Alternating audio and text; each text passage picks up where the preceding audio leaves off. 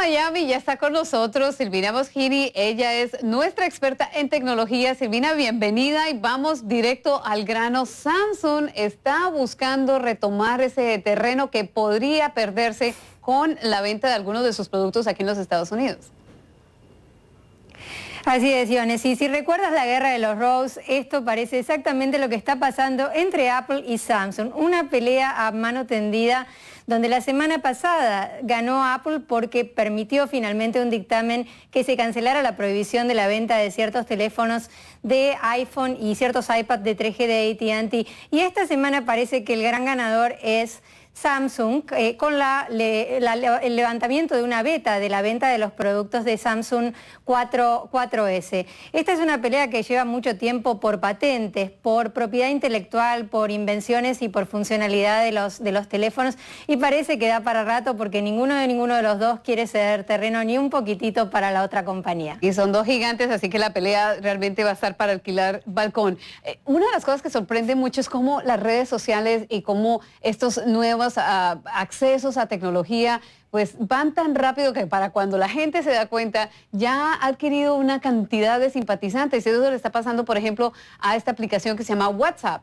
Y resulta que ha tenido una explosión de personas que les gusta realmente lo que ofrece WhatsApp. Grandes fanáticos, y bueno, WhatsApp parece que quiere llegar muy prontito al millón de amigos. Ya está por los 300 millones de usuarios activos, a diferencia de otras compañías de la competencia como WeChat y como Line, que tienen también un gran número de seguidores, pero que no son tan activos como WhatsApp.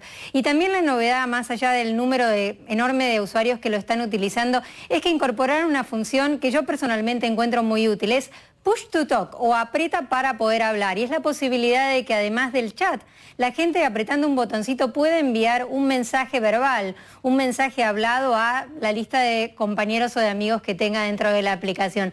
Esto es bien interesante porque, por supuesto, apunta a que en el futuro pueda haber también la interacción que hay en Skype, pero con la facilidad de que se puede tener en el teléfono al alcance de la mano. Bueno, y tú sabes que a veces se demora uno escribiendo mucho y comete más errores. Entonces decirlo rápidamente y dejar el mensaje, pues comete uno menos errores y lo dice más rápido, ¿verdad? Bueno, cambiamos de tema. BlackBerry. El BlackBerry pudiera buscar ya un comprador. Parece que es básicamente el pionero de todo este movimiento y resulta que se está quedando atrás. Increíble, Ione, y esto nos prueba que llegar antes no es llegar mejor. BlackBerry fue la compañía que llevó los emails a la palma de la mano a través de dispositivos móviles. Sin embargo, está ahora temblequeando, está un poquitito caminando por una soga y está aparentemente, según lo que dicen muchos analistas, buscando la posibilidad de conseguir una novia o un novio que los compre o una fusión. Y esto se da como resultado de una mala racha que ha venido atravesando la compañía desde hace tiempo. ¿Recuerdas? Hace un año había muchísimos paros del servicio, muchos problemas con el servicio. Este año apostaron todo al lanzamiento de dos productos, el Q10 y el Z10, pero que lamentablemente no pudieron despegar.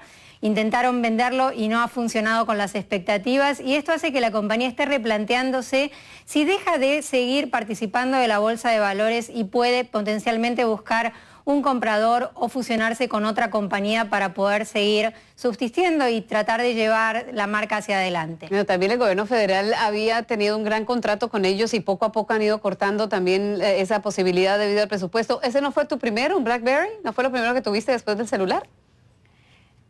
El primero fue el BlackBerry y fue incluso uno de esas radios pequeñitas, rectangulares, que solamente funcionaban para poder recibir los emails allá por el 99-2000. Así que una compañía muy querida, pero que bueno. No hace mucho tiempo, pero ya eso realmente en términos de tecnología es como si estuviéramos hablando de historia patria. Silvina Boschini, muchas gracias. Siempre es un placer contar contigo aquí en Directo USA. Y de Miami nos vamos a Atlanta porque ahí está Directo a los Deportes con Eli Pérez.